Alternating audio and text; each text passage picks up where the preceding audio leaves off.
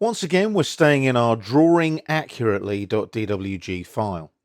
And this time we're going to take a look at how we can utilize a thing called Direct Distance Entry, or DDE.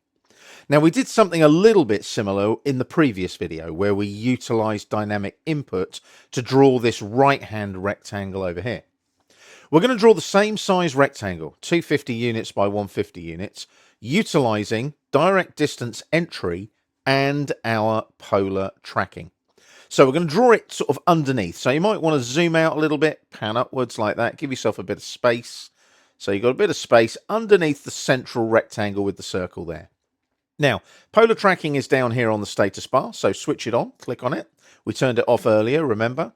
And then click on the little arrow next to it, and you want to make sure that you're set to these increments, the 90-degree angle increments. Now, you can also go to tracking settings, and the increment angle can be set there as well. There's our 90-degree angle increments. You can also add additional individual angles. So what you do is you tick the box, click on new, and it'll allow you to add a new angle. We don't need that, so we can untick that, but it's useful if you've got individual angles that you need to work with. Set that increment angle to 90, make sure that polar tracking is ticked and on, click on OK, job done. So polar tracking is now on. Make sure you're on your objects layer, and we're going to go back to the draw panel on the home tab and click on the line command. Now, this is so easy when you've got polar tracking on. It makes your life so easy.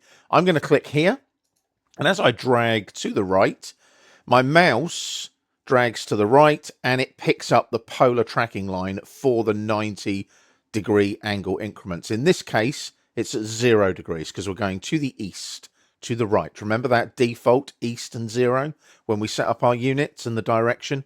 Well, there you go. There's our 0 line there. So direct distance entry means I can just type in 250 and press enter now because the angle's preset by the polar tracking. I go vertically upwards now. There's my green dash polar tracking line. I type in 150 and press enter. And again, drag to the left. Can you see the polar tracking kick in? 250 in the distance box, enter. And then it's just a right click and a close. Now you'll notice that that method that we just used is way quicker than any of the other methods we've used in this chapter. So get used to utilizing your polar tracking and your direct distance entry. I saved the best till last there. That's the quickest way of creating regular geometry in your AutoCAD drawings. Polar tracking, direct distance entry. Really quick and easy. Get used to that when you're working in your AutoCAD DWG files.